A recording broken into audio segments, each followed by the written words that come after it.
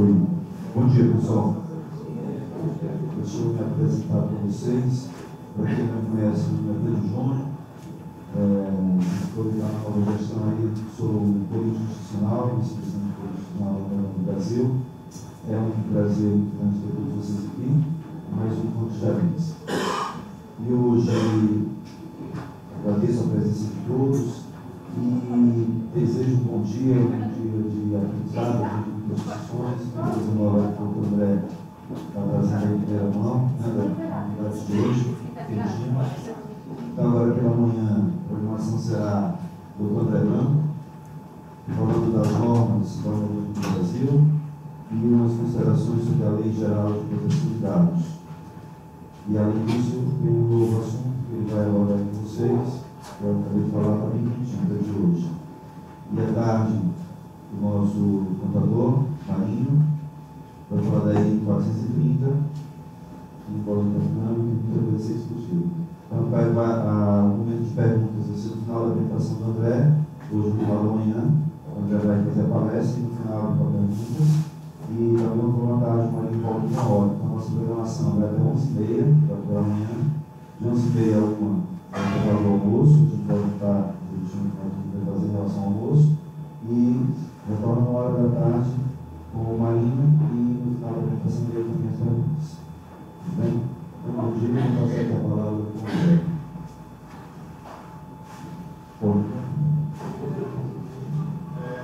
O mesmo que eu já fiz. Nós vamos fazer trabalho de 2 temas. E aí depois a gente vai fazer uma pergunta geral, porque a gente vai discutir o sistema. Vou ficar preso só esses 2 temas no dia de vez. Escolhi esses 2 temas para a diretoria sobre a comunicação do por 2 razões. Então, primeiro, o nosso sistema bom ainda é um problema crônico dentro do sistema. Embora muitas normas que você está aqui sejam bastante antigas, eu vejo a dificuldade dos gestores entenderem a funcionalidade dessas normas, ou porque ignoram, ou porque tem uma dificuldade de interpretação. Eu já fiz uma apresentação semelhante a essa de uma Convenção Nacional, justamente com esse objetivo, mas parece que não surgiu muito efeito. Então, acho que é melhor usar como alvo os gerentes que estão no dia a dia. Talvez eles tenham uma compreensão melhor de dizer para o presidente: olha, isso aqui a gente não pode, isso aqui a gente pode, isso aqui não pode. Ok?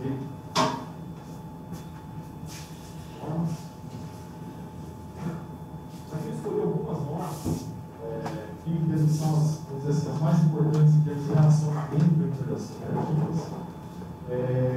Eu vou coloquei-las em ordem cronológica, em ordem didática. Mas todas são valores, exceção da parte de uma primeira norma para a gente entender o suprimento de atendimento.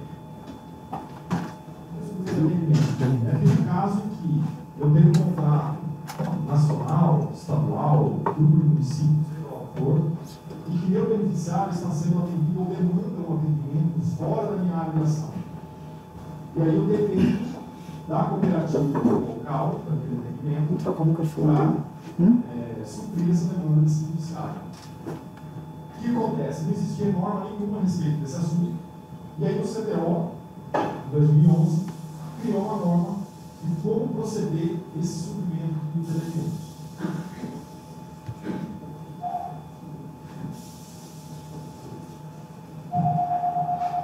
E qual foi o critério? Primeira premissa: compete exclusivamente ao Banco do Brasil o suprimento do atendimento nas áreas de ação fora da cooperativa que titulariza o contrato. Onde não há uma cooperada credenciada, ou qual foi a razão do CDO fazer isso aí? O que estava acontecendo? Existia um problema pontual lá no meu grupo 3. Alguma outra no meu grupo lá. Não é esse que estava na sua. Você falou, o microfone está desligado. Aí você foi lá e deu o microfone ruim para ele também. Qual microfone? Você falou isso aqui? Acho que esse aqui está bom. Então está ruim o som, mas é de baixo ou de ruim? O som está da transmissão. Mas está baixo ou está ruim? Situações em que, na verdade, não é um problema de atendimento, é uma questão de relacionamento profissional daquele local, por alguma razão, fazer um tipo de exigência, às vezes, legítima. E aí, ao meu nome, o origem simplesmente fala: não, você coloca isso. e fazer uma estimação diária. Para evitar isso, o que se fez? Bom, a única maneira de contornar isso é unificar no Odonto Brasil. E aí cabe somente o Odonto Brasil pode fazer credenciamento fora da sua ação. Dentro da avaliação de cada cooperativa, se vai cooperar ou se vai credenciar, é uma decisão da gestão. Mas fora da área, só o Odonto Brasil pode fazer. Outro detalhe. Esse credenciado, ele não é credenciado somente para aquele atendimento demandado, ele vira a rede do sistema Odonto para todo o sistema interno. E também é uma forma de melhorar a dispersão da nossa rede. E você pode confundir aqui credenciamento com o cumprimento da RN 259. A RN 259 é aquela que todos sabem, já está definida também, que fala dos prazos de atendimento.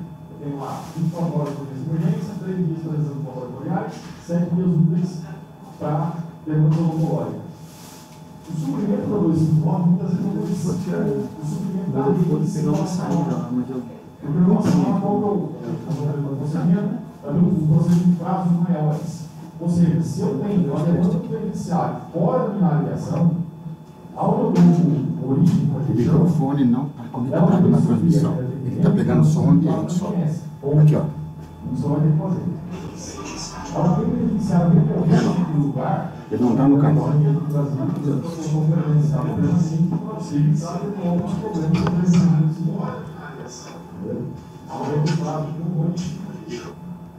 usando, ele está pegando só esse microfone aqui. Primeiro passo, quando eu quero descrever, eu posso mexer. Ainda está dando para ouvir vocês aqui. O cara está pegando só um. Pegando só aqui, está só um. Por que foi acontecer esse texto foi alterado por conta de instrução de 2014, se não me engano. E quando foi editada essa instrução, já achou o defeito. Foi? Estou tendo um problema de atendimento e não vou. Já achou o defeito. Aí eu chegava aqui no Brasil e falava assim, não, mas qual a diferença, qual a especialidade, qual a especialidade, que tipo de demanda foi negativo, foi falta. E aí, se colocou para chegar nessa situação. Quando vem uma denúncia genérica, redireta, é respondido para um novo questionamento, não faz informações que não tiver precisão de cada situação. Para evitar contar muito beneficiário possível, região, justamente no Brasil é conseguir mensurar o número de profissionais que vai ter que ser credenciados, né? E nome dos cooperados ou credenciados na hipótese de negativa de atendimento. Ou seja, naquela hipótese em que, por alguma razão, ou por desvio de paciente, ou por negativa por si só, apontar também claramente quem foram os profissionais. Aí vem o procedimento. A Odonto Brasil ela notifica a singular e a federação para que no prazo comum de 10 dias supram o atendimento, utilizando a tabela de intercâmbio. Esse é outro detalhe. Quando a própria cooperativa ou a respectiva federação suprem o atendimento, sempre que ela for fazer a cobrança da Uniodonto Origem é pela tabela de intercâmbio. Decorrido o prazo, a Uniodonto Brasil credenciará o número de profissionais necessários para o suprimento do atendimento ou negociará tratamentos específicos quando não for possível o credenciamento. Vai lá.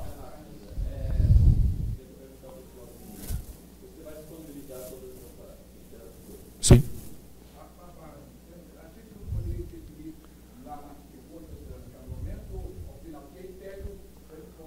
Pode ser, pode ir fazendo a pergunta, sem problema. Sem problema. Aqui vem um detalhe importante. A cooperativa detentora do contrato, ou seja, aquela que teve o problema de atendimento, ela vai pagar ao Uniodonto do Brasil o valor efetivamente despendido pela Uniodonto do Brasil, acrescido despesa tributária. Por que isso? Porque a Uniodonto do Brasil, ao fazer o credenciamento, muitas vezes ela não consegue fazer o credenciamento pelo valor da tabela de intercâmbio. Se precisar um valor maior, ela vai cobrar esse valor da Uniodonto de origem. Só que tem um detalhe, se for negativa de atendimento, a Uniodonto do Brasil cobra da Uniodonto detentora, mas ela vai cobrar a diferença da cooperativa local que teve um profissional que negou o atendimento.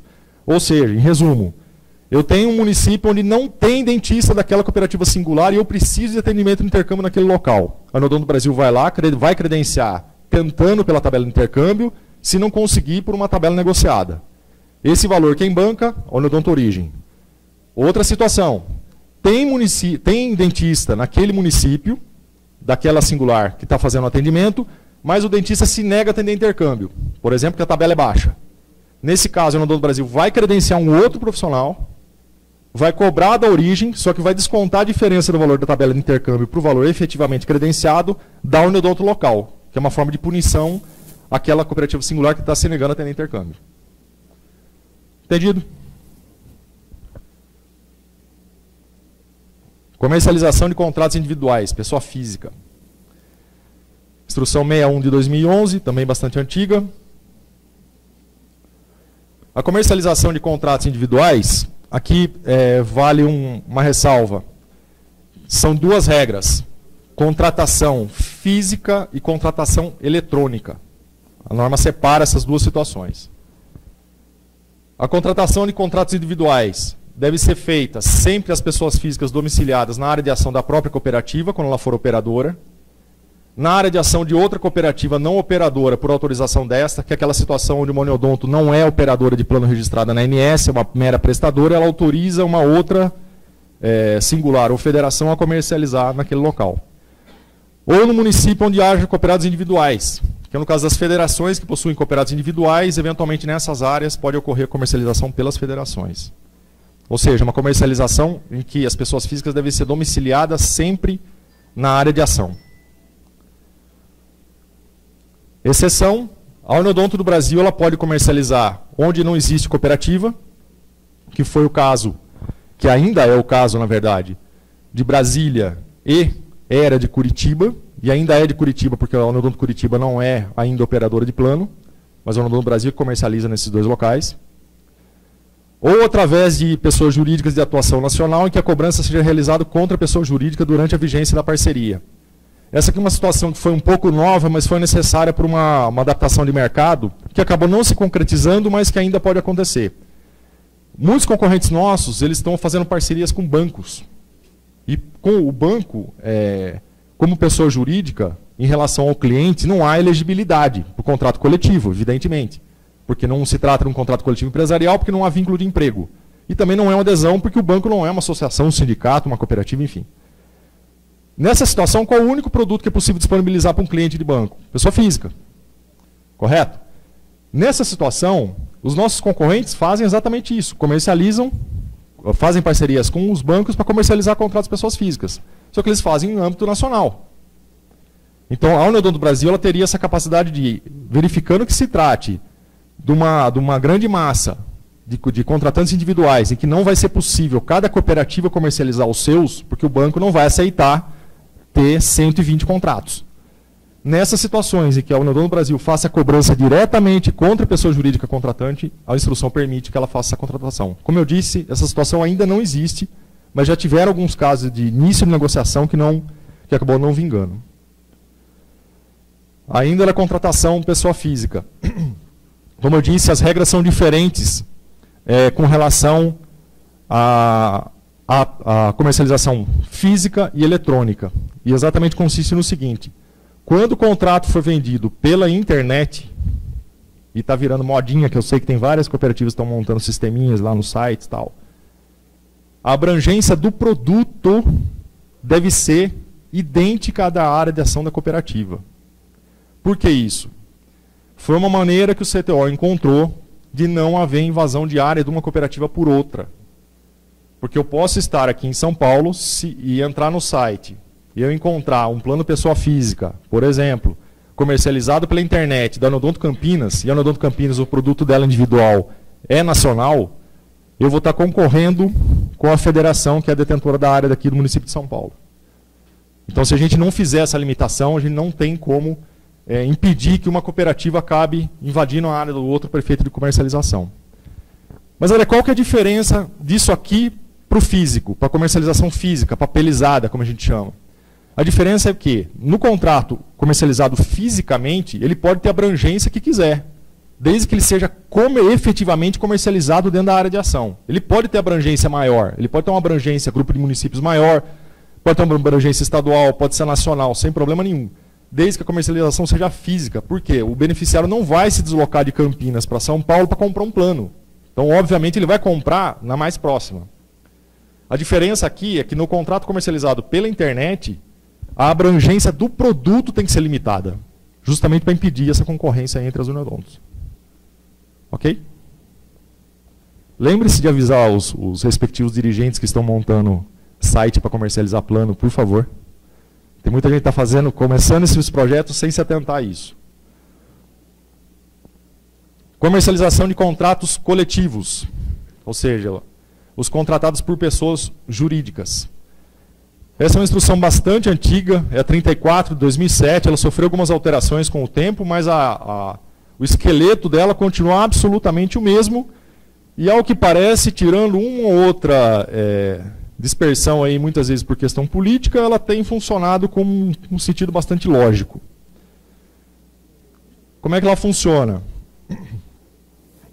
Primeiro, regra de comercialização coletiva e falsas premissas. Por que falsas premissas? Estou repetindo isso aqui porque não é ainda incomum você escutar um dirigente falando assim: ah, o CNPJ da empresa está na minha área de ação, então o contrato é meu. Isso não está escrito em lugar nenhum.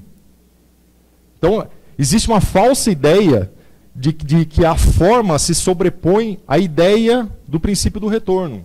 Ou seja, que o que importa é onde está a sede, onde tem um escritorinho. E não é esse o sentido da norma. Como nós vamos ver, na verdade, vai sempre valer o sentido mais amplo do princípio do retorno cooperativo. Ou seja, onde há mais beneficiários, se presume que haverá mais atendimento por aqueles cooperados daquela singular. E, portanto, cabe a esses cooperados que vão realizar a maior parte do atendimento ficarem com o retorno dos resultados desse contrato. Ou seja, aqui a regra, na verdade, ela simplesmente aplica o princípio cooperativo do retorno. Então é falsa a ideia de que vale o que está na junta, vale o que está no CNPJ. Isso não existe. Regras internas e normas da ANS. É importante não confundir a abrangência geográfica do produto com regra de comercialização. Eu posso ter produtos nacionais registrados na ANS, sem problema nenhum, e o contrato tem a característica local. Eu posso ter, nós vamos ver aqui podemos ver alguns exemplos, eu posso ter situações em que o contrato, a maioria dos beneficiários está na minha área de ação, mas ele tem beneficiários espalhados pelo Brasil todo. O que vai importar é onde sempre vai estar o maior número de beneficiários, em regra. Tem algumas exceçõezinhas, mas em regra é isso. É proibida a prospecção e comercialização fora da abrangência, isso está muito claro na norma. Chegou-se no momento lá atrás até permitir a prospecção, mas aí teria que fazer um repasse em pré-pagamento, essa regra não existe mais faz muito tempo. E se for fazer uma prospecção fora da área, além da autorização da própria cooperativa detentora da área, é necessário que o TO também aprove. Então tem que vir um ofício explicando a questão da comercialização, a anuência da cooperativa local, para poder fazer essa autorização. E essas regras que eu vou citar agora aplicam-se também para as administradoras de benefícios. Ou seja, não importa se eu fechei o contrato com uma administradora, para a administradora fechar um contrato com uma entidade, uma associação, por exemplo, ou um sindicato. A regra vai ser absolutamente a mesma. A norma prevê 3 tipos de contratação. Ela fala do contrato local, que é para as cooperativas singulares, dos contratos regionais, que são comercializados pelas federações quando são operadoras, e o contrato nacional pela Uniodonto do Brasil. E aí nós vamos ver um a um conceito. Duplicou. Local. O que é o contrato local? 50% no mínimo dos potenciais usuários domiciliados na área de ação da própria cooperativa. Eu tenho uma empresa com 1000 vidas potenciais. Potenciais que é? Titulares e dependentes. Se eu tiver 501 domiciliados na minha área de ação e todo o restante espalhado pelo Brasil inteiro, o contrato é local. Por quê? Dentro da ideia do princípio do retorno.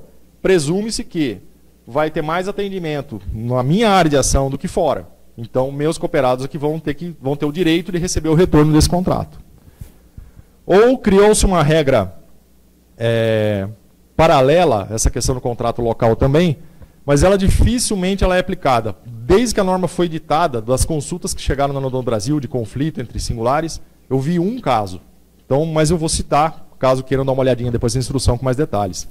É quando pelo menos 80% dos potenciais beneficiários, no máximo na área de ação de 3 cooperativas singulares, e nenhuma delas tenha 50%. É aquela hipótese em que você tem, às vezes, uma empresa que tem 30% no local, 40% no outro, 30% no outro. Então você tem uma massa que ela não está totalmente local, mas a gente também não pode chamá-la de regional ou de nacional. Pelo menos na concepção do CTO foi essa a ideia.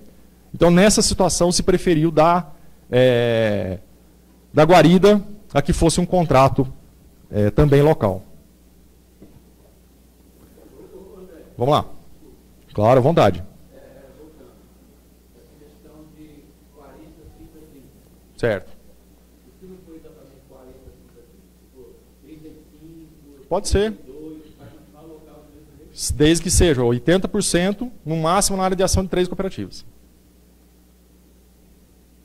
Porque essa questão foi levantada por um conselheiro, porque realmente fazia sentido. Ele até deu um exemplo de um contrato na época que, enfim, o sujeito acabou sendo preso, inclusive saiu na televisão. Mas era uma empresa muito grande. Eu não vou falar o nome, acabava sempre com um X o nome da empresa. E ele tinha uma concentração de empresas basicamente em 3 áreas de ações singulares. E aí na concepção, a gente foi fazendo um exercício e falou assim, bom, não é local, pela regra dos 50%. Estadual? Também a gente não poderia considerar, porque eram só 3 áreas de ação de singulares numa federação grande. E era nacional? Também não dá para dizer que é nacional, porque está muito regionalizado, não está espalhado, não tem uma dispersão. Então, por isso que se criou essa excepcionalidade dos 80% na área de 3 cooperativas singulares. Contrato regional. Contrato regional é aquele não caracterizado como local e pelo menos 50% dos potenciais beneficiários fiquem na área da federação, para atendimento pelos cooperados individuais ou suas cooperativas associadas. Mesma lógica. Ou seja, se o contrato terá beneficiários, uma maior parte desses beneficiários será atendida pelas cooperativas singulares de uma mesma federação, entende-se pelo princípio do retorno que essa federação deve ser a detentora do contrato para quê? Se vale do princípio do retorno. Essas cooperativas que têm os seus cooperados atendendo esse contrato tenham maior direito ao retorno desse contrato. Seja para o bem, seja para o mal, seja para a perda, seja para a sobra. É o princípio do retorno. E por fim, contrato nacional. Aí é por exclusão. O que não é local e o que não é regional é nacional. Então fica fácil aí de entender. Uma situação de exceção prevista na norma, até porque esses contratos já existiam antes dessa norma e são muito comuns no mercado, pelo menos aqui no Brasil a gente tem bastante demanda disso aí. Nem sempre se concretiza, mas existe demanda comercial. Que é aquela situação em que associações ou sindicatos de pessoas jurídicas desejam comercialização padrão para suas associadas. O primeiro contrato que foi fechado nessa linha, ele ainda é vigente, o contrato da ABRAC, Associação Brasileira dos Concessionários Chevrolet. A rigor, se a gente fizer o raciocínio, vamos falar assim, bom, mas eu tenho concessionário Chevrolet na minha área de ação. Ok. Então o contrato é local? Em princípio, sim. Mas por que existe exceção? Porque a ABRAC, através, na época, de um corretor, falou, eu quero fazer comercialização via ABRAC. Ou seja, eu quero que exista uma identidade do produto, uma linearidade do produto, ou seja, preços padrões, carências padrões, a venda por um canal só, porque eu quero dar esse benefício para o meu concessionário. E aí vira uma exceção, por quê? Isso tem que ser feito numa contratação única que é a Nodon Brasil. Então, essa é uma exceção prevista na norma, em que a Nodon Brasil ela comercializa, vamos dizer assim, de uma forma que seria teoricamente local, mas numa abrangência tamanha que justificaria a contratação nacional. Foi essa uma regra também criada pelo CTO. Dúvidas?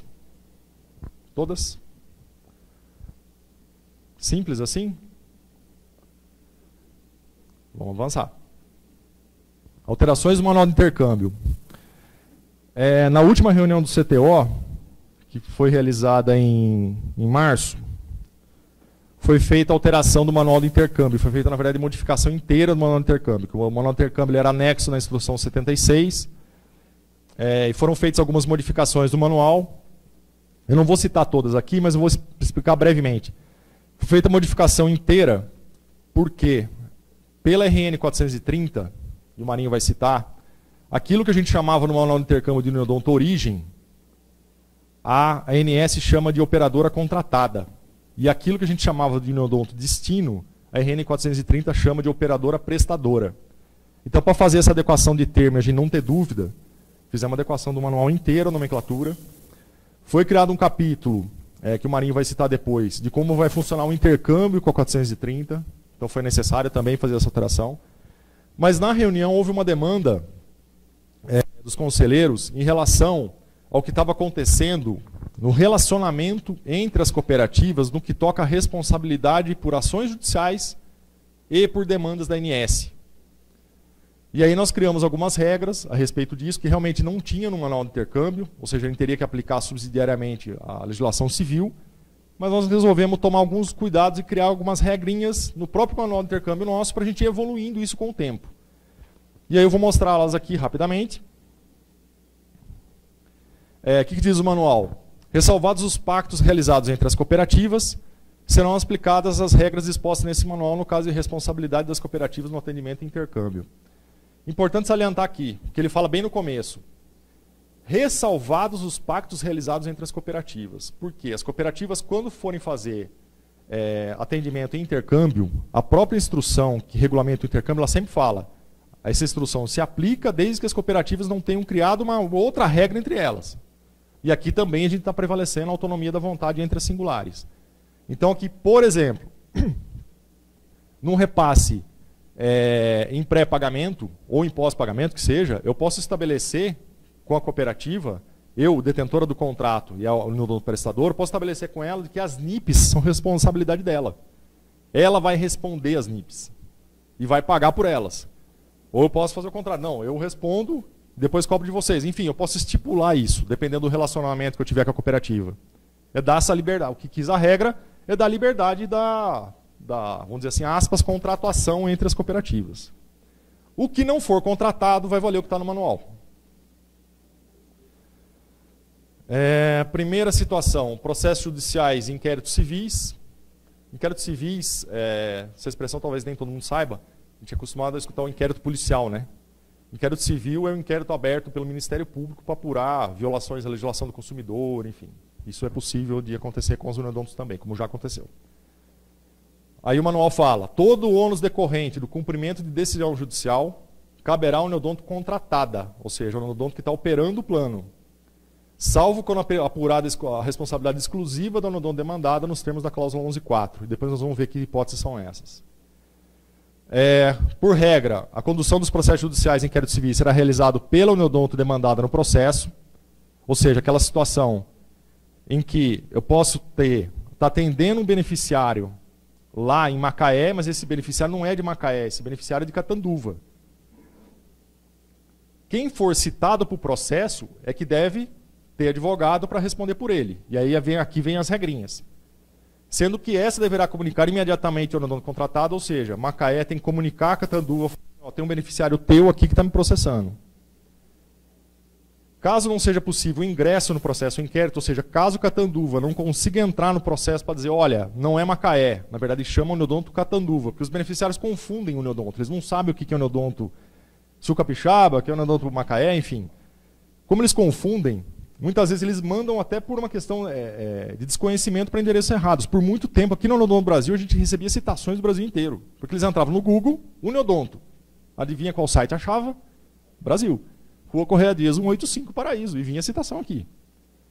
Hoje está resolvido, felizmente. Então, assim, essa situação é muito comum. Então, Catanduva entra no processo e fala, não, sou eu. E aí a norma ainda fala, deverá ser utilizada intervenção de terceiro ou ingresso espontâneo, que é exatamente esse caso. Ou seja, o uniodonto Catanduva vai lá em Macaé e fala assim, esse processo é meu, não é de Macaé. Pode acontecer do juiz falar assim, não quero nem saber, uniodonto, fica o uniodonto Macaé. Paciência.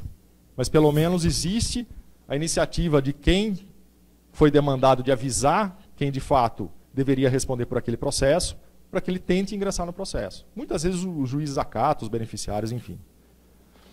Outra situação. Quando não for possível ingresso, que é aquela situação que eu citei, a uniodonto responsável deverá fornecer todos os fundamentos, documentos e subsídios para que o uniodonto demandado atue no processo. Ainda nesse exemplo. Macaé está sofrendo uma demanda de uma negativa de cobertura da uniodonto de Catanduva. Por exemplo, Catanduva é obrigado a fornecer todas as informações para a uniodonto de Macaé para ela conseguir se defender. A uniodonto cientificará por escrito os uniodontos interessados no processo judicial através de e-mail em até 2 dias úteis ao seu recebimento. E se tratando de decisão liminar, a ciência deverá ser feita de forma imediata. Autoexplicativo. Só tomar cuidado com esse prazo. Procedimento da ANS. Os procedimentos de NIP ou processo sancionador, a uniodonto contratada, leia-se, a que está operando o plano, deverá responder todas as demandas em todas as suas fases, ficando sob a responsabilidade da uniodonto prestadora repassar por escrito todas as informações e os documentos pertinentes à reclamação do beneficiário para subsidiar a contestação, imediatamente após a notificação, não ultrapassando o prazo de 2 dias úteis da intimação. Quando a uniodonto contratada, a operadora, necessitar de informações por parte da prestadora, essas serão solicitadas imediatamente. As reclamações enviadas à uniodonto prestadora deverão ser respondidas apenas com informação sobre sua legitimidade e, quando for possível identificar qual é a operadora, ela deve informar sobre a reclamação imediatamente a resposta enviada. Vamos lá. O procedimento. Chegou uma NIP na uniodonto Vale Taquari e Rio Pardo. Ela entrou lá no portal da ANS, tem uma NIP. Só que ela identificou que esse beneficiário não é dela. Isso é muito comum. Por quê? A NIP não filtra nada. Se você entrar lá no site, fazer uma reclamação, botar qualquer número de operadora e no texto colocar batatinha quando nós esparramos pelo chão, menininha quando dorme põe a mão no coração, eles aceitam. Então, assim, é comum, muito comum. Chegou essa situação. O que a uniodonto que está recebendo a NIP tem que fazer? Avisar imediatamente a uniodonto que é detentora e simplesmente entrar na NIP e dizer: esse beneficiário não é meu. Dane-se você. Não com essas palavras, obviamente, não vai falar isso para a ANS. Não, nesses termos. Mas simplesmente dizer: o beneficiário não é meu. Escutei lá atrás muita gente falando assim: ah, não, eu preciso entrar no comprova da ANS para verificar de onde é o beneficiário, para informar a ANS de onde ele é. Não vejo necessidade disso. Isso para mim é o relapso da ANS, eles que se virem para achar de onde é o beneficiário. Claro que a gente identificando, a gente sabe normalmente de onde é o beneficiário. A gente identificando qual é a cooperativa, a gente não informa a ANS, mas pelo menos faz a informação interna para aquela cooperativa de origem, a contratada, ela já possa tomar iniciativa de, antes da abertura da nova NIP, já ter resolvido o problema. É essa a regra, bastante básica, só que ela tem a questão dos prazos, né? Não ultrapassando sempre o prazo de 2 dias úteis, porque na NIP o prazo de resolução de demanda assistencial é 5 dias úteis. Então não pode passar desse prazo, porque senão você vai complicar a situação da uniodonto que está recebendo a NIP que é real, né? E caso haja aplicação de penalidade, de multa no processo administrativo, todo o ônus perante a ANS será assumido pela uniodonto contratada, a uniodonto que é operadora, porque é ela que vai receber a multa da ANS. Devendo essa ser ressarcida pela uniodonto prestadora no prazo de 60 dias da cientificação da decisão, quando comprovada a culpa no cumprimento de suas obrigações. Mais ou menos a mesma regra do processo judicial.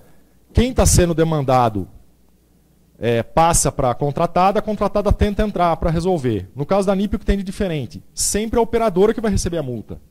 Ah, mas a culpa foi da prestadora. Eu faço, por exemplo, faço repasse em pré e ela não fez uma autorização no procedimento que ela entendeu indevido. Tudo bem, eu vou lá, vou pagar a multa da ANS, me defendo em todas as suas fases, pago a multa e vou ser ressarcido pela uniodonto prestadora que negou aquele atendimento.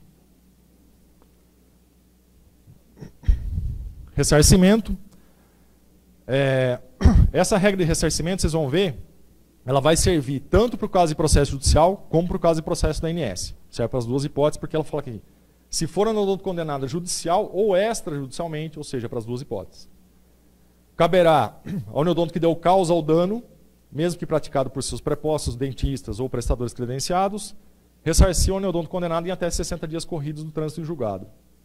E aqui vem a regrinha de responsabilidade, que é um pouco óbvia, mas a gente quis deixar claro isso no manual, que quando houver esse tipo de conflito, pelo menos a gente evita discussão disso no CTO. Constitui responsabilidade do odonto contratada nos repasses em pós-estabelecidos. Contratada, ou seja, o que está operando o plano. A negativa de autorização de procedimento e o reembolso das despesas de procedimento. Porque, em regra, quem autoriza os procedimentos nos repasses em pós-pagamento é o odonto que está operando o plano. Então, se ela nega o procedimento, é ela que vai responder perante a ANS. Essa é a lógica. Responsabilidade do odonto prestadora nos casos de repasse em pré-estabelecido, ou seja, quem está atendendo recebe em pré-pagamento, aí a regra muda. Ela é responsável pela negativa, porque já que ela está recebendo em pré, em tese, ela é que tem que verificar o que é coberto e dar cumprimento àquela cobertura. O reembolso das despesas, pela mesma lógica. Suprimento de atendimento na forma da normatização da ANS, ou seja, eu estou recebendo em pré-pagamento. Num determinado município, eu não tenho prestador, ou não tenho prestador nos municípios limítrofes, conforme previsto lá na RN 259, problema é de quem está recebendo em pré-pagamento. Eu é que tenho que ir lá arrumar dentista para o sujeito ser atendido. E, por fim, atos praticados por seus cirurgiões dentistas, qualquer tipo de ato. Por fim, ainda é responsabilidade da prestadora, ou seja, que está fazendo o atendimento, nos repasses pós-estabelecidos, entre outras, os atos praticados por seus cirurgiões dentistas. Coisa também bastante comum no sistema. Eu estou fazendo um atendimento intercâmbio do beneficiário de uma outra cooperativa e meu dentista faz uma bobagem na boca do beneficiário. Quem é que vai responder? A cooperativa da qual aquele cirurgião dentista é associado, em regra. Ainda que quem responda ao processo formalmente, faça defesa, faça recurso, seja o odonto que detém o contrato. Se houver condenação, ela vai pedir o ressarcimento para o odonto que está prestando esse serviço, porque o cirurgião dentista é a ela associado e, portanto, é ela que tem que responder por isso. Dúvidas? Vai, Júnior, comece.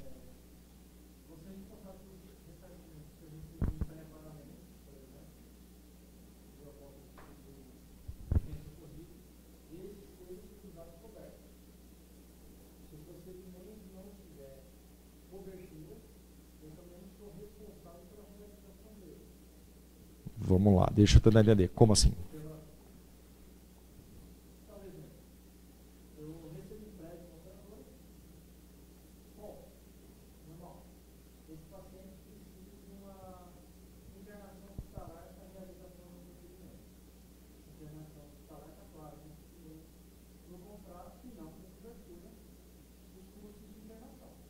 Quem disse isso para você?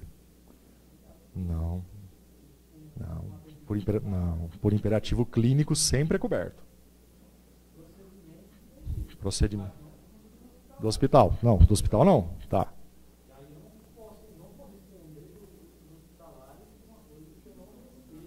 Não, vou dar um exemplo um pouco pior. O beneficiário precisa fazer uma cirurgia ortognática por um problema crônico. É uma criança, enfim. O beneficiário entra e pede uma liminar. Isso é muito comum com a operadora médica. E com a gente também nós vamos partir para esse caminho logo logo. O juiz dá uma liminar para ter cobertura de um procedimento que não faça parte da cobertura contratual. Quem responde? No final das contas vai ser a Uniodonto operadora. Mesmo que você repasse em pré-pagamento. Porque não foi você que deu causa. Isso.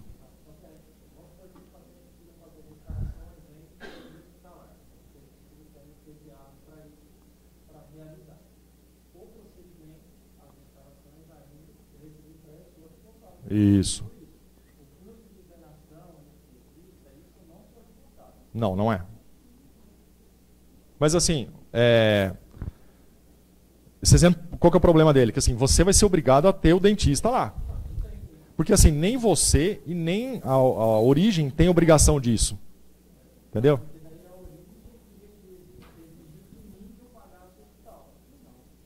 Não, é a mesma hipótese da cirurgia que eu falei. Qualquer ato que não for coberto pelo contrato ou pelo rol é responsabilidade da prestadora.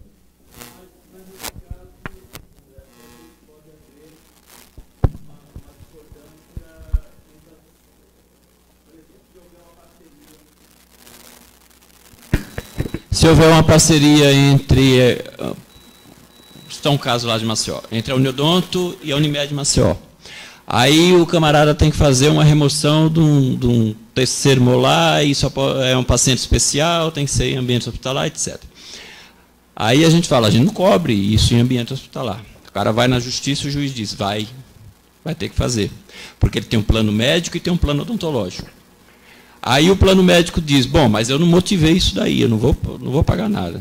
Aí o neodonto diz, bom, mas eu não vou pagar a parte hospitalar, que meu contrato está bem claro que despesas hospitalares eu não pago. Essa briga ela vai ficar, assim, no seu entender, resumida entre a operadora médica e a operadora odontológica, ou isso pode descambar para a questão judicial também? Veja, Ronaldo, na verdade, assim, essa situação que a gente está citando aqui é uma situação entre cooperativas do intercâmbio, que não é o seu caso.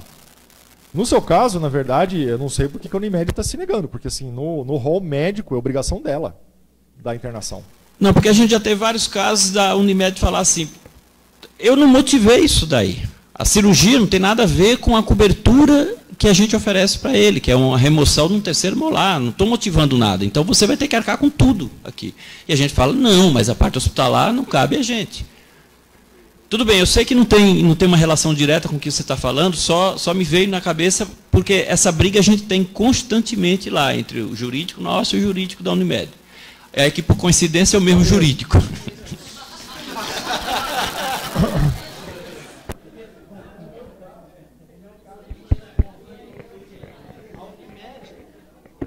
No meu caso, o conflito era o seguinte, ele tinha a uma Uniodonto Origem sendo repassado para Catanduva, porém a Unimed dele não era de Catanduva, era de outra cidade. Então a Unimed queria autorizar a internação dele naquela cidade onde ele pertencia à Unimed, e não autorizar a internação em Catanduva. Mas o meu prestador é de Catanduva. Mas aí a regra não é Catanduva, né, Júnior? Porque aí, assim, é o município demandado. Aí, quer dizer, o outro município teria, a outra Uniodonto, onde esse beneficiário seria internado, vamos falar, um exemplo, Catanduva, vamos falar aqui em São Paulo. Esse beneficiário está sendo repassado para Catanduva, mas o plano dele pertence à Unimed São Paulo, um exemplo. A Unimed São Paulo quer que ele seja internado em São Paulo para fazer o tratamento.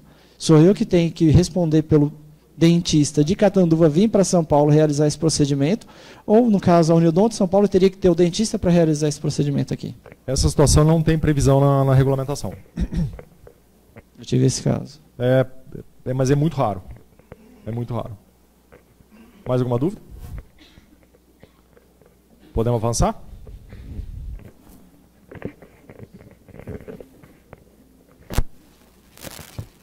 Considerações sobre a LGPD. Primeira observação é que quando eu falei que ia falar sobre a LGPD, surgiram algumas dúvidas se a gente fazer discussão de gênero. LGPD não quer dizer lésbicas, gays, prostitutas e desconfiados. Quer dizer Lei Geral de Proteção de Dados, que é uma outra coisa.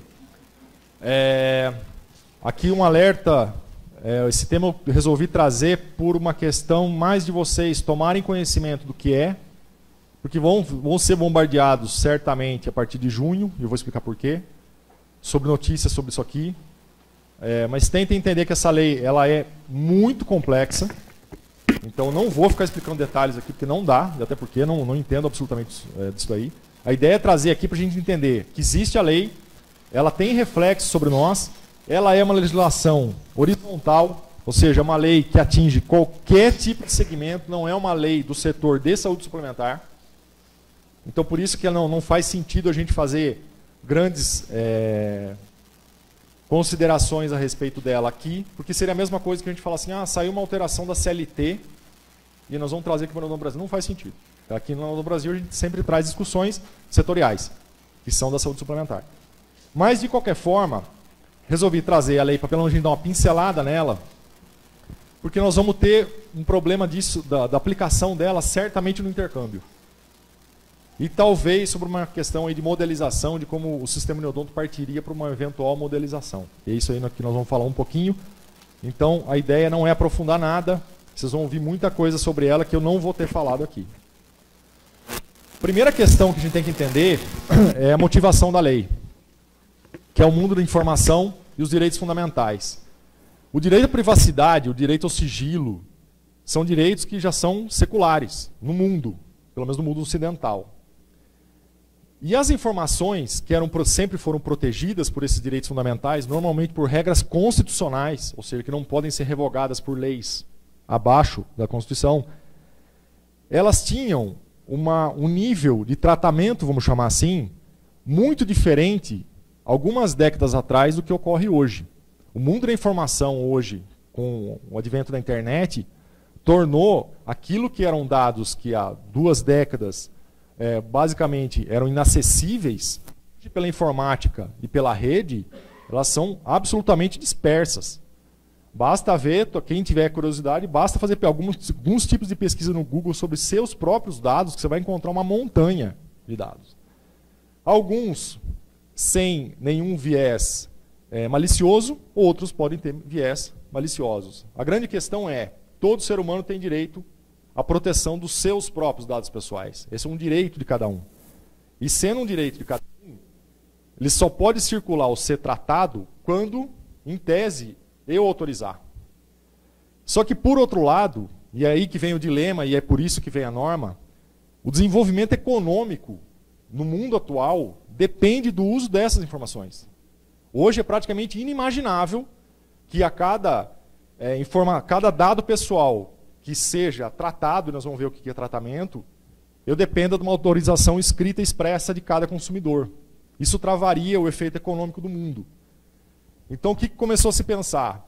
Eu preciso criar uma regra que equilibre isso. Ou seja, que de um lado eu proteja, mas que de outro eu também não acabe prejudicando o desenvolvimento econômico. E aí vieram as primeiras legislações, que foi a legislação europeia, foi uma das primeiras. Primeiro numa diretriz, ou seja, uma situação que não é obrigatória na comunidade europeia. E depois através de uma regra própria de proteção de dados que entrou em vigor no ano passado, no meio do ano passado. E aí nessa onda também veio a legislação brasileira, que é um pouco inspirada na legislação europeia. Vejam, eu estou falando que a legislação europeia de países desenvolvidos entrou em vigor no meio do ano passado. Aqui no nosso terceiro mundo, criaram uma regra para entrar em vigor em 2020. Ou seja, nós estamos falando de algo absolutamente novo. É novo para o europeu e é muito mais novo por consequência para nós, que não temos essa cultura. A lei nossa é a Lei 13.709, de 2018. A vigência inicial dela tinha previsão para fevereiro de 2000, que seriam 18 meses da data da publicação da lei, de 2020. Foi editada uma medida provisória em 2018 ainda, pelo então presidente Michel Temer, o nosso conde Drácula. Essa medida provisória ela tinha algumas alterações na lei e também alterava a vigência para julho de 2020, exceto com relação à Autoridade Nacional de Proteção de Dados, que a vigência é 28 de dezembro de 2018, que é a data da publicação da MP. Por que eu estou falando isso? Que é impossível hoje a gente tratar detalhadamente do assunto, além do motivo pelo qual eu citei, pela instabilidade dessa norma. Porque várias alterações foram feitas pela medida provisória, algumas delas, enquanto a medida provisória estava tramitando no Congresso, também sofreram alterações, ou seja, tem regras que a gente não sabe se vão ser aplicáveis a nós ou não. E pior, não sei se estão acompanhando, mas no próprio jornal de hoje pela manhã foi citado isso. Existem 6 ou 7 medidas provisórias que estão tramitando no Congresso. Medida provisória, só para retomar um pouco, é uma medida que é ditada pelo Poder Executivo, ela tem vigência por 60 dias e pode ser prorrogada por mais 60. Se ela não for aprovada pelo Congresso ao fim desse prazo, ela perde eficácia. E tem 6 ou 7 medidas provisórias que estão chegando no fim desse prazo. Dentre elas, essa aqui. Ela vence dia 3 de junho. E o Congresso está fazendo aquele jogo de pressão com o Poder Executivo de só aprovar aquela medida provisória se tiver outro tipo de contrapartida política. Então, nós nem sabemos se essa medida provisória vai vingar. Se ela não vingar, só para terem ideia, uma das previsões que foram criadas pela medida provisória foi exatamente a tal da Autoridade Nacional de Proteção de Dados, a ANPD, que seria como se fosse uma ANS, aspas, de proteção de dados. Como se fosse uma agência reguladora, só que ligada à Casa Civil da Presidência da República. Isso quer dizer que, se vingar a medida provisória, vai ter uma Autoridade Nacional de Proteção de Dados para regulamentar a lei. Se não vingar a medida provisória, não vai ter autoridade para regulamentar a lei, e aí nós estamos mais dentro d'água ainda, porque o que se espera é que a ANPD tragam algumas normas que deixem mais claras algumas coisas que estão previstas na lei. Então hoje nós estamos num momento de absoluta instabilidade, mas como eu disse, certamente a partir de 3 de junho, a medida provisória sendo aprovada, convertida em lei, ou a medida provisória sendo perdendo eficácia por decurso de prazo, vai ser uma enxurrada de informação, vocês vão receber um monte de notícia sobre os efeitos disso, então por isso que a gente já se antecipou e trouxe aqui algumas informações. Vamos lá. O artigo 3º da lei fala que a lei se aplica a qualquer operação de tratamento realizada por pessoa natural ou por pessoa jurídica de direito público ou privado, independentemente do meio, do país de sua sede ou do país onde sejam localizados os dados, desde que, o inciso 2 fala, a atividade de tratamento tenha por objetivo a oferta ou fornecimento de bens ou serviços ou tratamento de dados de indivíduos localizados no território nacional. Ou seja, a lei se aplica para todo mundo. Vejam na cabeça. Ação de tratamento por pessoa natural ou jurídica, de direito público ou privado, independentemente do meio. Não importa se é papel, se é eletrônico, sinal de fumaça. E desde que a atividade de tratamento tenha como objetivo a oferta ou fornecimento de bens ou serviços. Ou seja, qualquer atividade econômica que faça tratamento de dado vai ter aplicação à lei. Por isso que eu disse que ela é uma lei horizontal. Não se aplica só para a saúde suplementar. O que é tratamento? A lei vai falar isso o tempo inteiro. Tratamento de dados, tratamento de dados. Toda operação realizada com dados pessoais, nós vamos ver o que é dados pessoais, como as que se referem à coleta, produção, recepção, classificação, utilização, acesso, reprodução, transmissão, distribuição, processamento, arquivamento, armazenamento, eliminação, avaliação ou controle da informação, modificação, comunicação, transferência, difusão ou extração. Enfim, tudo. Isso aqui está mais repleto de definição do que a definição de tráfico entorpecente. Não sei se alguém já teve a oportunidade de ver, que é armazenar, cheirar, fumar. Tem todas as situações possíveis que você possa fazer de bobagem com entorpecente, é enquadrado como porte ou tráfico. Aqui também. Ou seja, quem legislou isso aqui, legislou com absoluta precisão. Não escapa nada. Não vai ter nada que a gente vai falar, não, mas eu faço uma coisa que não está previsto como tratamento de dados. Não existe. Não existe. Eu já escutei mais de um especialista falando isso. E aí vamos lá. Dados. Definição está no artigo 5º. O que é dado pessoal? Dado pessoal é informação relacionada à pessoa natural, aqui é pessoa física, não se aplica para pessoa jurídica isso aqui. Identificada ou identificável. O que é identificável? Pessoa jurídica identificada é muito claro. Eu tenho o RG, o CPF, o endereço dela, eu sei quem é. Identificável significa o quê? Se eu juntar mais de uma informação, eu consigo descobrir quem é aquela pessoa. Por exemplo, eu posso ter o CEP da rua dela e posso saber que ela tem um contrato com um determinado provedor de TV a cabo. E aí eu junto aquilo com o nome da mãe e eu sei que é aquela pessoa. Então se aplica tanto para quem já está identificado como para aquela que pode ser identificável. Outra informação, dado pessoal sensível. E aqui que começa a pegar um pouco para o nosso lado. A lei classifica como dado pessoal sensível o dado pessoal, ou seja, a informação relacionada à pessoa natural, identificada ou identificável, sobre origem racial, ética, convicção religiosa, opinião política, e aqui o destaque, dado referente à saúde. Ou seja, dado referente à saúde não é meramente um dado pessoal. A lei trata como dado pessoal sensível e por isso ele tem um tratamento jurídico diferenciado. Porque se entende que essa informação, esse dado da pessoa, é mais relevante do que um mero dado de CPF, RG, enfim, qualquer outra coisa de um consumidor.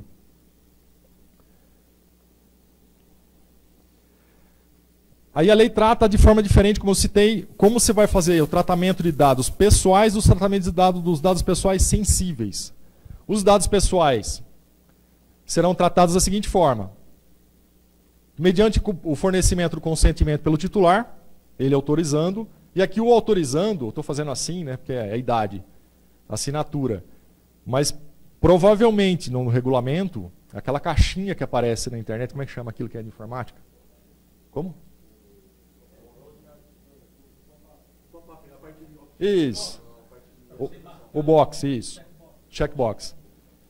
O checkbox é uma aceitação. Isso. É essa informação que a gente ainda não sabe como é que vai ser. que é o que está falando aqui, vou ter que ter o IP gravado, tem que ter toda uma série, criptografia talvez, enfim. Essa é uma parte que a gente ainda não sabe como vai ser. Mas fato é que consentimento também pode ser isso. Outra forma que a Uniodonto poderia tratar os dados. Cumprimento de obrigação legal ou regulatória pelo controlador. A lei fala controlador, é aquela que detém o dado. Então, controlador, para todos os efeitos, é qualquer empresa que detém o dado e vai fazer tratamento nele. No nosso caso, dado pessoal, enviar CPF pelo CIB. Nós estamos cumprindo uma obrigação regulatória. Ou seja, eu não dependo de fornecimento de consentimento pelo titular. Então, nisso a norma está clara. Também a norma é clara. Quando necessário para execução de contrato e procedimentos preliminares relacionados a contrato, do qual seja parte o titular a pedido do titular de dados. Exemplo, eu preciso executar o contrato, no intercâmbio eu vou precisar do CPF, uma informação pessoal dele, o CPF, o endereço, qualquer coisa que o valha, eu vou fazer esse repasse de informação para poder executar o contrato, ou por autorização dele. Até aqui, ok. Os dados pessoais, na verdade, eles não são tão problemáticos a gente pensar, porque a norma já criou algumas exceções. O problema maior, como eu disse lá atrás, são os dados sensíveis. Porque nisso está dependendo uma questão da medida provisória que eu citei. Porque a norma fala assim, os dados pessoais sensíveis somente podem ocorrer nas seguintes hipóteses. Dados pessoais sensíveis, lembrem-se, lá atrás, dado de saúde é sensível.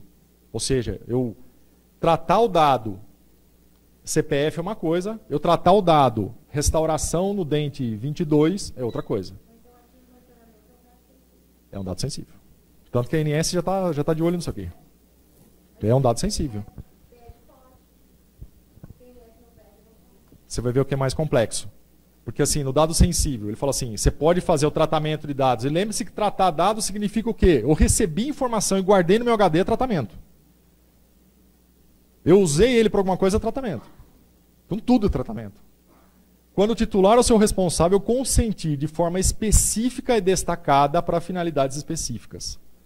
Dado de saúde, ou dados sobre origem étnica, ou dados sobre origem escolha religiosa. Essas informações, não sei se vai funcionar o checkbox lá. Porque a norma fala, deve consentir de forma específica e destacada para finalidade especificada. Ou seja, para eu usar essa informação de tratamento, ele deve consentir e ainda eu devo falar para ele, ó, eu vou usar para isso. Tem que informar o consumidor. Sem o fornecimento do consentimento, ou seja, não preciso do consentimento, nas hipóteses em que for dispensável para cumprimento de obrigação legal ou regulatória pelo controlador, que seria o caso da TIS. Exatamente, posso mandar para cumprir obrigação. E é vedado, olha esse detalhe aqui, é vedado comunicação ou uso compartilhado entre controladores de dados pessoais sensíveis referentes à saúde, com o objetivo de obter vantagem econômica, exceto nas hipóteses de portabilidade de dados consentida, necessidade de comunicação para adequada prestação de serviço da saúde suplementar. Eu mandar a informação do consumidor, e esse é o ponto que pega, a Uniodonto contratada, operadora, repassar a informação para quem vai executar o tratamento, ou passar, por exemplo, as fichas clínicas anteriores desse beneficiário, para que num repasse em pré-pagamento, quem está prestando o serviço consiga verificar eventual duplicidade de procedimento, pode se enquadrar nessa situação aqui. E aí, reparem no detalhinho aqui, ó, incluído pela medida provisória 869. Esse texto aqui foi incluído pela MP. No texto que está tramitando na Câmara, ela foi mantida, não foi alterada. Só que estamos dependendo dessa MP ser aprovada. Porque se ela não for aprovada, o texto original diz que é proibido o compartilhamento de informação de saúde. Genérico. E aí, nós vamos ficar nessa dúvida do que a gente vai poder transitar em intercâmbio. Perfeito? Enfim, o que eu quis mostrar aqui. Existe uma lei de proteção de dados do Brasil. Ela vai vigorar em um determinado momento. Eu, como alguns outros advogados, achamos que aquele prazo lá de agosto de 2020 não vai vingar. Conhecendo como funciona o Brasil e a regulação. Estamos dependendo da boa vontade do Congresso em fazer a alteração lá da medida provisória. E ainda vamos esperar que a tal da Autoridade Nacional de Proteção de Dados edite determinados tipos de norma. E aí talvez as normas sejam setoriais, ou seja, eles digam assim, ó, setor de construção civil, vai ter que cumprir isso. Saúde suplementar isso, banco isso, padaria isso, que tudo vai cair na lei de proteção de dados. Talvez tenha uma regulamentação setorial que a gente consiga ter mais especificidade dessas questões. Mas muito mais que isso, talvez mais torcendo pela edição da medida, pela conversão da medida provisória em lei, porque isso pelo menos vai dar uma garantia maior naquela questão que eu estava citando agora do trânsito, do intercâmbio. De qualquer forma, o que nós vamos fazer aqui no Brasil? Nós vamos continuar monitorando o andamento da MP, como a gente tem feito até agora, aguardar a eventual regulamentação da NPD, e aí, a partir do que vier da medida provisória ou da regulamentação, nós vamos ter que pensar se seria possível a gente modelizar a forma de tratamento de dados pelo sistema Neodonto, ou seja, não só no intercâmbio, mas como cada cooperativa vai tratar os seus dados, seu relacionamento com o cooperado, a questão da indicação lá do encarregado, enfim, como vai ser a operacionalidade desse tratamento de dados, se seria possível a gente modelizar isso e todo o sistema Uniodonto usar um padrão só. Não sei se isso será possível. Não, confesso que não sei. E talvez pensar também numa padronização do intercâmbio. Aí sim, no relacionamento entre as cooperativas, a gente tem um padrão disso, ainda que cada uma utilize uma forma de proteção de dados, de tratamento de dados, enfim, de segurança. Era isso. Sei que deixei muita dúvida quanto à LGPD, mas o objetivo era esse mesmo. Era mostrar que ela existe e que ela é um problema. Fabrício.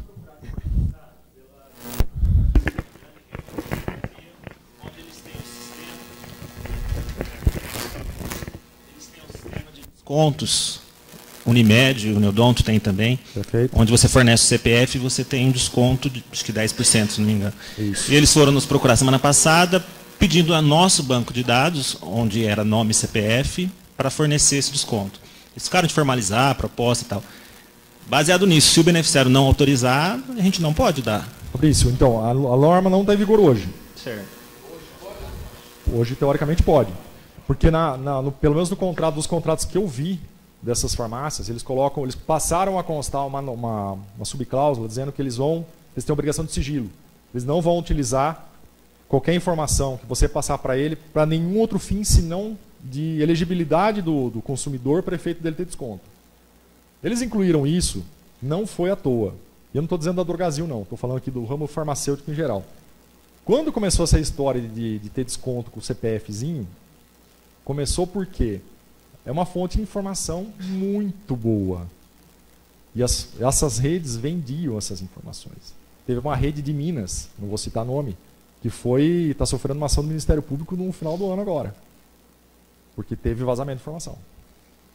Então, assim, esse é um dos exemplos de como a LGPD pode pegar. Porque, assim, qualquer outro tipo de situação, a pessoa, ganha um desconto, põe o seu CPF. Eu não ponho faz muito tempo, porque eu já sabia disso.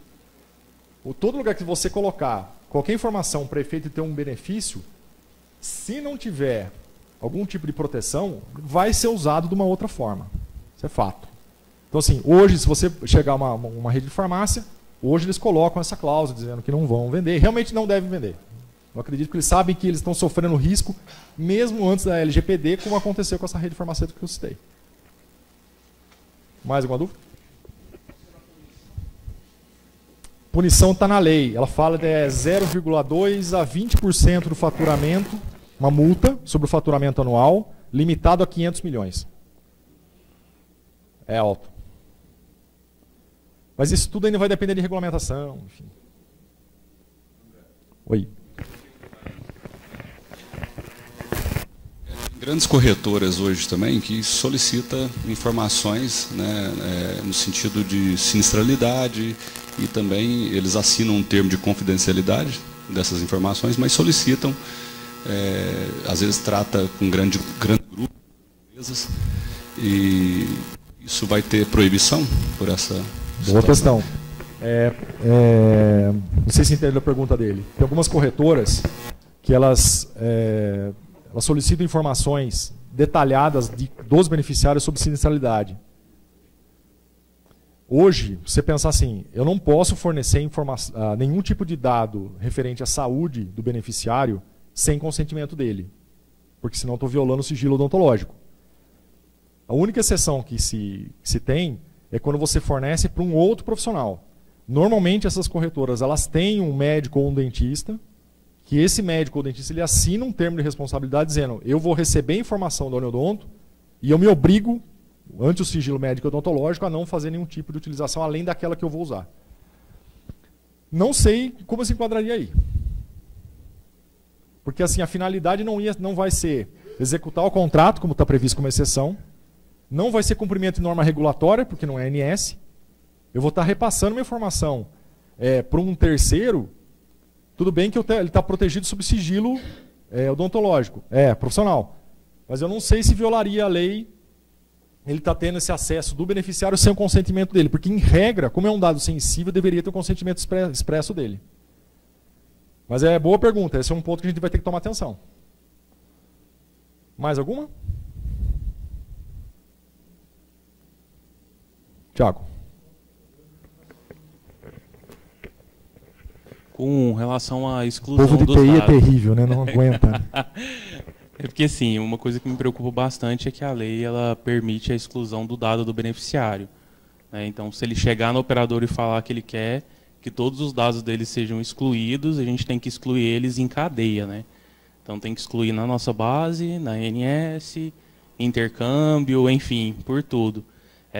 A minha preocupação é essa medida provisória ela muda a data da implementação da lei, né?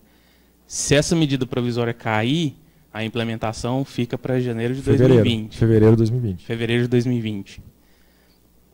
O tempo vai ser muito curto, isso você está querendo dizer, né? É muito curto, né? Porque a gente ele tem que tá fazer falando, toda mudança. Perfeito. O que o Tiago está falando, existe um termo na lei, que eu não trouxe aqui detalhes justamente para a questão que eu já citei, mas assim, que é o direito do beneficiário dele ter exclusão dos dados dele. Desde que esses dados não comprometam, enfim, sejam para uso regulatório, para uso legal, enfim. Está querendo dizer assim, em tese, o beneficiário vai poder chegar no Neodonto e falar assim: eu não quero mais nenhuma informação minha aí dentro. A gente só vai ter legitimidade para guardar se a gente tiver uma finalidade específica, como, por exemplo, cumprimento de norma da ANS, cumprimento de norma tributária. Aí a gente vai poder guardar dentro daquele período necessário para guardar aquela informação. Nada além disso. E aquilo que eu estava citando, se for um dado que não for um dado, algum dado desse, mas for um dado pessoal, o direito à exclusão, como ele citou, é em cadeia.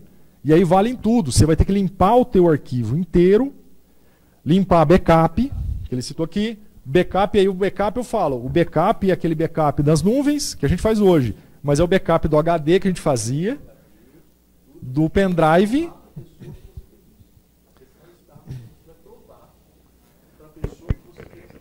Na verdade, eu acho que não é nem a questão da prova. A questão é que você vai ter que emitir como se fosse um documento dizendo que cumpriu o pedido dele.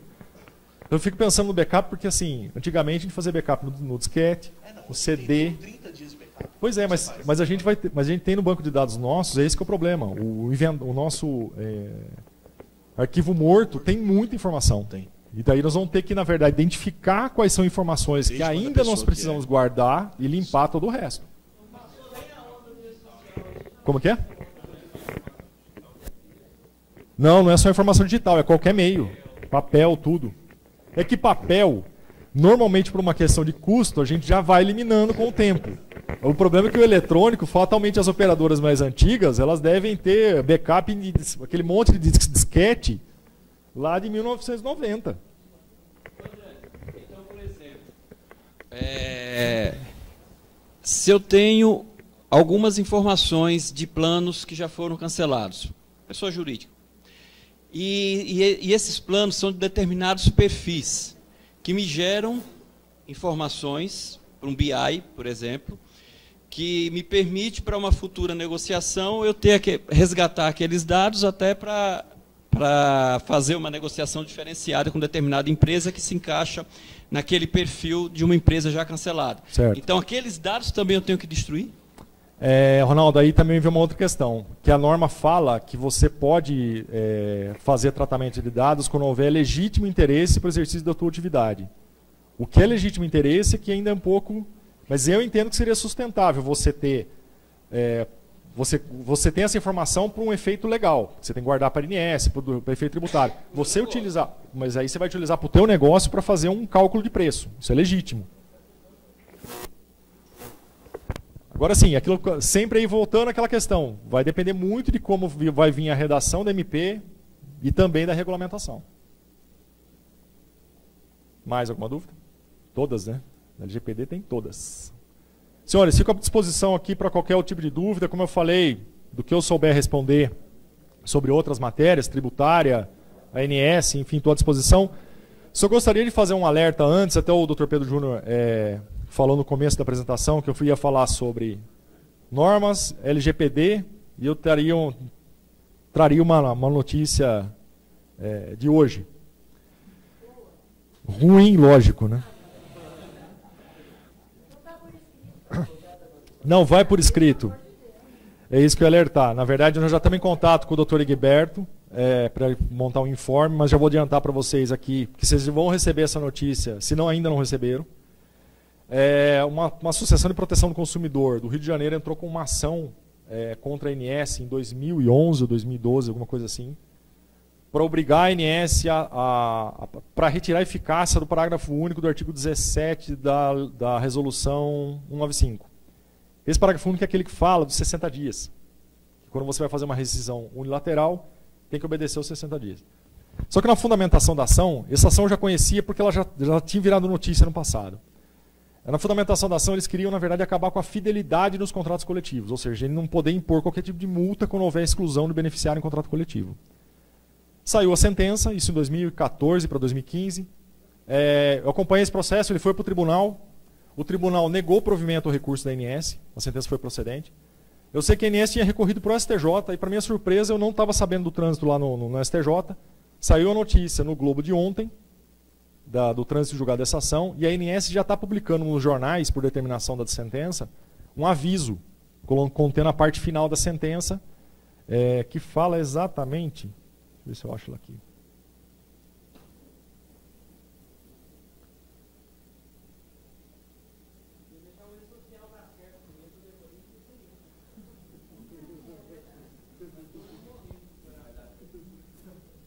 A ação fala assim, faz disposto, julgo procedente a ação,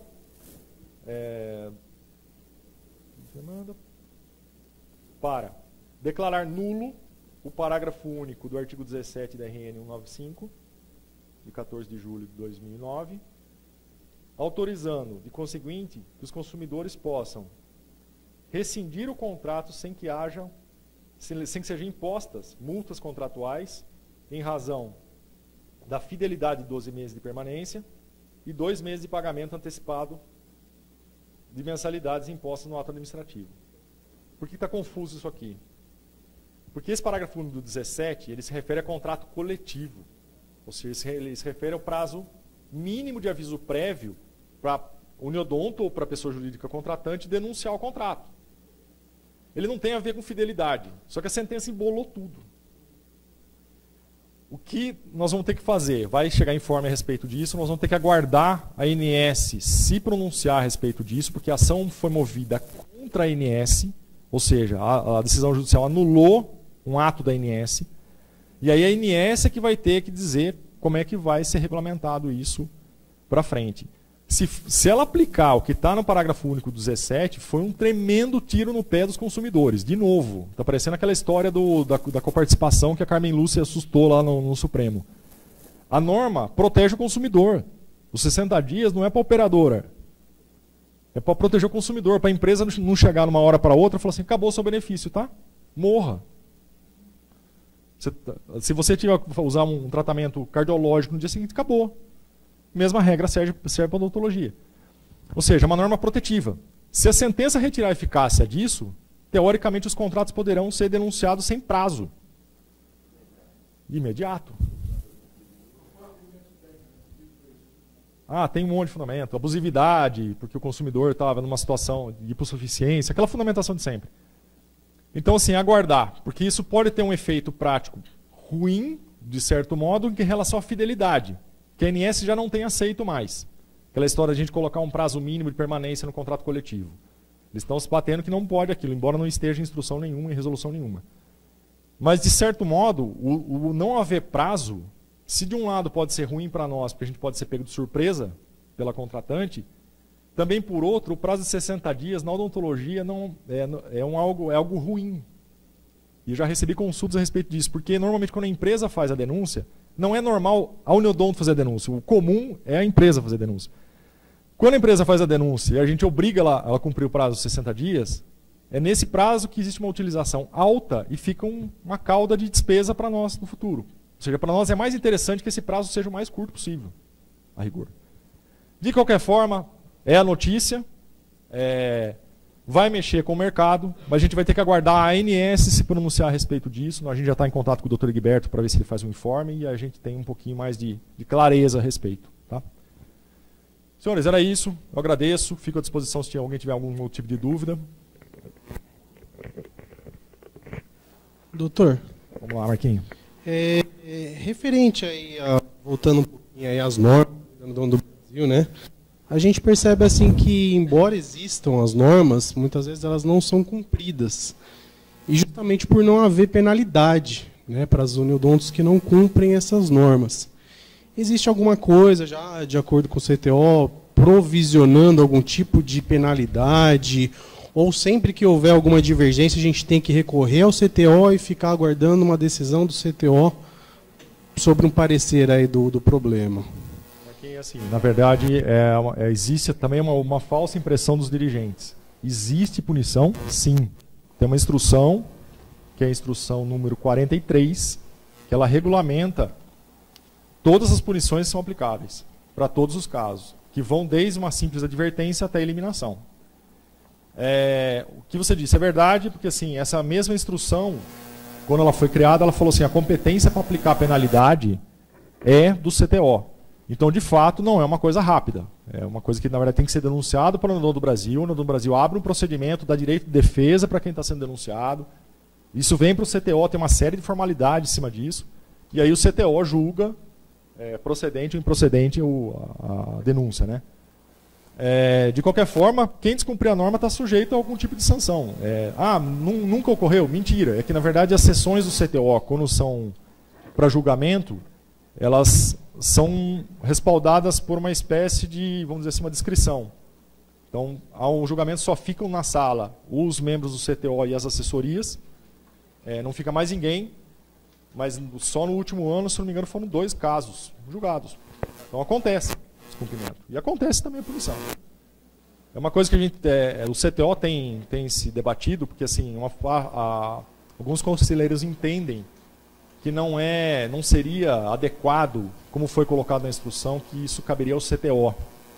E aí talvez caber um outro tipo de órgão. Mas isso é uma coisa que está em discussão ainda no CTO, uma coisa que precisa ser mais amadurecida. Se pensou, por um lado, uma ideia que já é bastante antiga, de criar uma câmara arbitral no sistema Uniodonto, tal como a Unimed tem, não sei se vocês entendem o que é isso. A arbitragem é um meio de você dirimir um conflito sem usar o judiciário. E a decisão arbitral ela vale tanto quanto uma sentença judicial. No sistema Unimed, até uma convenção que foi em Goiânia, lá atrás, Goiânia não, foi em Caldas Novas. Na Convenção Nacional, o Dr. Zé Cláudio Ribeiro Oliveira, que é o assessor da Unimed Brasil, até nos deu uma palestra muito interessante, ele mostrou como é que funciona isso no sistema Unimed. Então, lá eles têm as câmaras arbitrais, que são pessoas escolhidas lá pelo sistema Unimed, que são os árbitros, que julgam as demandas entre as cooperativas. Então, é como se fosse um poder judiciário interno, vou falar aqui numa linguagem mais leiga. E aí, proferida essa decisão de arbitragem, você simplesmente vai para o judiciário e aplica ela. Não tem discussão de prova, de mérito, mais nada. Simplesmente você executa. Essa é uma boa alternativa. Ela tem só um lado que aí a gente não conseguiu avançar, porque a arbitragem ela é custosa. Que você tem um custo não só do procedimento, mas o custo do árbitro em si. Tem que ser árbitro, tem que ser mais profissionalizado, tem que estar habituado com isso. Isso gera custo. E aí o que se questiona, por outro lado, tem conselheiros que defendem, os que não defendem falam, bom, a gente tem um nível de demanda muito baixo, 2, 3 processos por ano. Não justifica, talvez, o custo de ter uma arbitragem. Mas o fato que eu estou falando para vocês é assim, existe uma regulamentação, existe punição, o órgão é o CTO, e o CTO frequentemente discute outras maneiras de se implementar as normas que não seja somente via CTO. Isso está em curso. Tá. Uma outra questão, estou aproveitando. Referente a problemas de área de ação, né? A gente sempre teve, mas ultimamente tem se intensificado recentemente assim, conflito na área de ação, né? Então, outra singular que credencia prestador na área de ação da singular que é prevista no estatuto, né? Quem que é soberano nesse sentido? É o estatuto social da singular ou existe alguma definição pela Uniodonto do Brasil? E se a Uniodonto do Brasil também tem conhecimento de cada área de ação das suas singulares? Tá. Marquinho, tem uma instrução, não vou me lembrar agora o número dela, mas depois eu te passo, que é a instrução que regulamenta as áreas de ação. Ela já é antiga, de 2011. O que ela faz? Como o CETEL entendeu que seria muito difícil a Uniodonto Brasil operacionalizar isso, ela delegou às federações que as federações tivessem o prazo de 1 ano para regulamentar as áreas de ação de suas associadas. Ou seja, cada federação deveria fazer uma assembleia com as associadas e dizer, 3 Coquinhos do Sul é da Uniodonto 3 Coquinhos do Sul, 2 Coquinhos do Sul também é da Uniodonto 3 Coquinhos do Sul, e por aí vai. E locais onde ficassem vagos seriam considerados áreas das federações. E aí, a partir disso, você teria área de ação definida por cada federação e cada federação mandaria para o Uniodonto Brasil. E essa regulamentação da área de ação, ela se sobrepõe à área de ação estatutária. Então, se você tinha eventualmente um município que você entendia que era a tua área de ação, mas a assembleia que a federação realizou diz que aquele município não é mais seu, é de outro, ele é de outro, ainda que conste no teu estatuto como teu. Então, existe regulamentação para isso, sim. Bastante tempo. 2011. Consigo, só te aconselho a ver, no caso de vocês, a Federação Paulista, como está regulamentado isso. Porque, como eu disse, não é o Uniodonto Brasil que faz isso, é a federação. Mais alguma?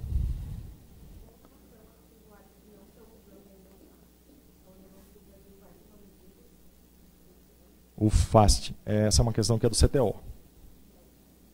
Não sei te falar. Minha assessor jurídico, eu só digo que eles vão presos ou vão ser soltos. A decisão é deles. O FAST, implementação do FAST.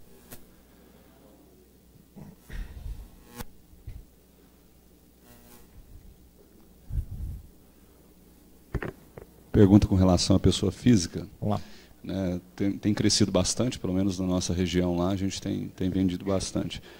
E com relação àquele aditivo de cobertura opcional, nós temos o interesse lá em experimentar um tipo de produto que tem uma cobertura além do rol, fora do rol, e estamos pensando em implementar esse aditivo de cobertura opcional até para experimentar primeiro, antes de partir para um registro que hoje o custo é elevado.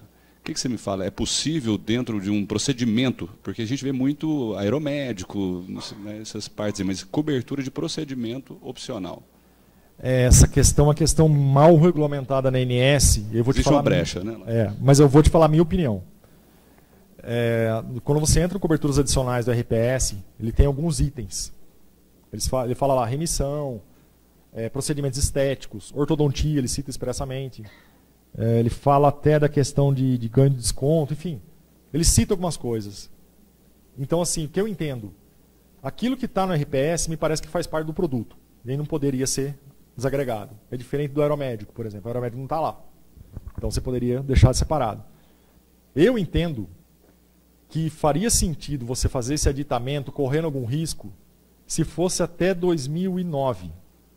Porque até 2009, entre 2005 e 2009, não sei se todos já estavam no sistema, para você fazer um produto na ANS, você tinha que mandar todas as cláusulas daquele contrato. A ANS analisava, fazia observação, você retificava, mandava de novo. Um produto demorava às vezes 1 ano para sair. Depois de 2009, isso acabou. Na verdade, você manda o registro e depois você monta o instrumento de acordo com a ND para o 23. Eu entendo que eu não arriscaria você tomar uma multa por falta de registro de produto por causa de R$ 2.600. Então, eu faria já o produto. Mas é porque assim, essa parte do opcional, eles dão até a característica dele, o que seria opcional. Né? Que tem um adicional lá, às vezes você vai incrementar algum procedimento além do rol, dentro do próprio produto, né, e registrar ele com aquele adicional. E existe o opcional, que é tudo aquilo que é fora do que foi registrado. Então, mas eu entendo que quando é procedimento odontológico, eu repito, eu não faria sem ter um registro de produto. Eu já até ouvi fundamentações dizendo, pode. Não tem claro isso na INS. E aí eu não quero ficar na mão do fiscal por causa dos R$ 2.600. Porque o fiscal pode entender que é venda de produto irregular e a multa é de 50 mil. Diga.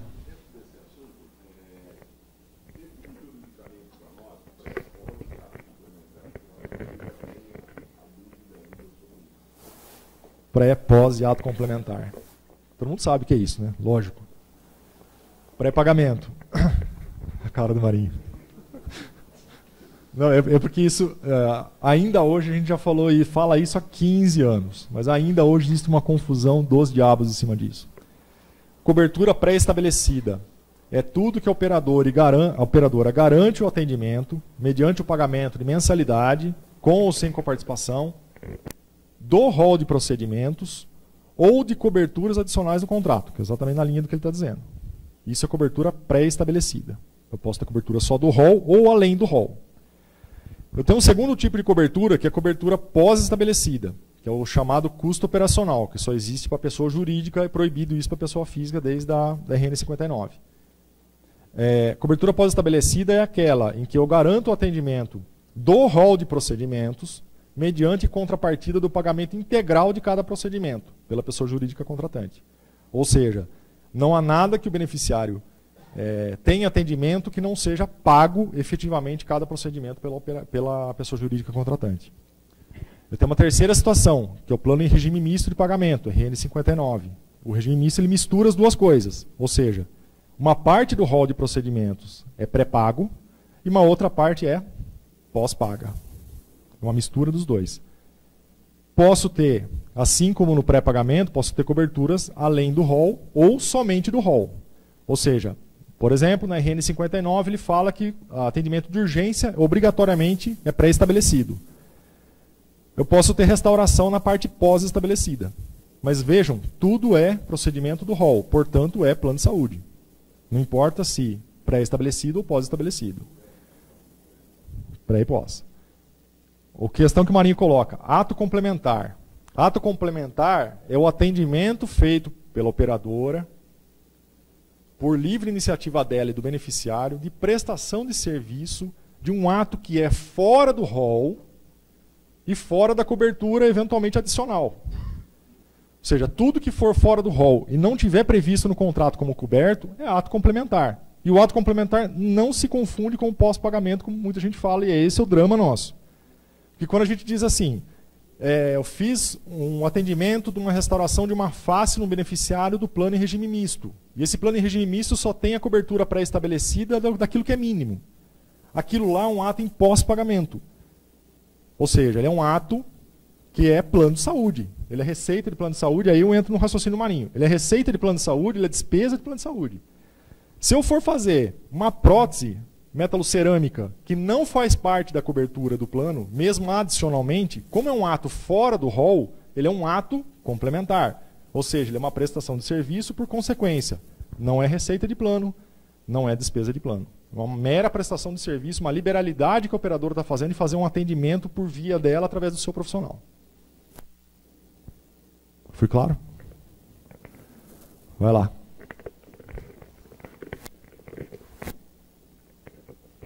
Para finalizar, né? Vamos lá. Então, essa parte aí, esse ato poderia estar dentro desse termo de opcional. Não começa. Ué, não começa. Não começa. Porque assim, não é. Se eu trato ele fora, eu não posso formalizar. Não. Aí é gato. Vamos miar aqui. Porque, na verdade, assim, o que você está querendo. A não ser que eu não tenha entendido o que você está querendo. Porque assim, o que você estava querendo fazer é colocar uma cobertura adicional, que na verdade é pré-estabelecida. Só que você ia fingir que ela estava no produto. Isso não. Não, mas você vai cobrar o ato ou vai cobrar uma mensalidade? É cobertura pré-estabelecida, né? Então não dá. Mais perguntas? Mais alguma, Marinho? Chega, né? Pessoal, mais nada? Vai, Marquinhos. Bom, aí referente ainda aí, aproveitando aí a situação do repasse em pré, né? A gente identificou recentemente, por exemplo, sem citar, né? Mas repasse sendo feito, né? Não para a singular onde é responsável pela área de ação, para uma outra singular, e a gente prestando atendimento através de custo operacional para essa.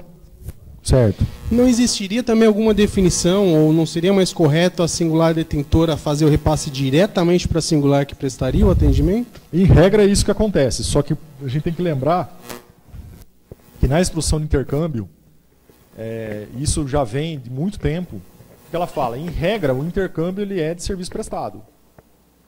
Para ele ser em pré-pagamento, tem que ter concordância das duas cooperativas. Ou seja, se já não existe concordância, já não é obrigação. Segundo, essa situação ela acontece, não com muita frequência, mas ela acontece quando você faz, a cooperativa operadora faz o repasse em pré à outra, e essa outra eventualmente tem um beneficiário que acaba se mudando. Tem um filho fazendo universidade fora. Enfim, ou a família muda, e aí a empresa mantém o pagamento. Mas são situações mais excepcionais. Mas, como eu disse, em regra, o repasse é em serviço prestado e só por acordo entre as partes é que pode ser em pré-pagamento. Pessoal, mais alguma? Temos tempo ainda. Isso é importante. Diga. No caso agora dos intercâmbios, aí, no caso de corresponsabilidade, que é o nome dado do intercâmbio, vai existir algum documento formalizando isso, ou o manual de intercâmbio é que vai resolver isso? Boa questão, até para aproveitar e entrar no tema do Marinho. Nós falamos aqui, até num evento que teve no começo do ano, a RN 430 ela fala da questão do compartilhamento de risco, que isso deve ser feito através de um instrumento jurídico. Ela não fala contrato. No nosso entendimento, o entendimento do Egberto, pelo que ele já checou na agência, o manual de intercâmbio cumpre isso. Porque todo associado ao sistema Neodonto, quando adere ao Neodonto Brasil, uma das obrigações dela é cumprir as normas do Neodonto Brasil. E o CTO editou uma norma dizendo, no sistema Neodonto, o intercâmbio vai ser feito em regra como compartilhamento de risco. Então, por consequência, todo mundo está obrigado a esse compartilhamento de risco automaticamente com a deliberação do CTO. Então, não é necessário que as cooperativas façam instrumento entre elas. O que existe na norma, e aproveitando a tua pergunta, como eu falei, você vai fazer um repasse em pré-pagamento, tem que ter concordância. O que a norma fala é que essa concordância deveria ser escrita. Então, o que é prudente fazer, quem faz repasse em pré-pagamento, é ter anuência das partes, inclusive prevendo regras. A instrução ela prevê algumas delas, mas nada impede que as cooperativas entre si pactuem algumas regras. Por exemplo, eu vou receber a mensalidade integral. Ok, não vou receber a mensalidade integral, vou receber 80% da mensalidade. Consta isso por escrito. Pode ficar uma coisa pactuada, para não ter dúvida no futuro se tiver algum tipo de celeuma. Mais alguma? Senhores, agradeço a atenção, fico aí à disposição para dúvidas individuais. Aí a gente vai para a hora do almoço um pouco mais cedo.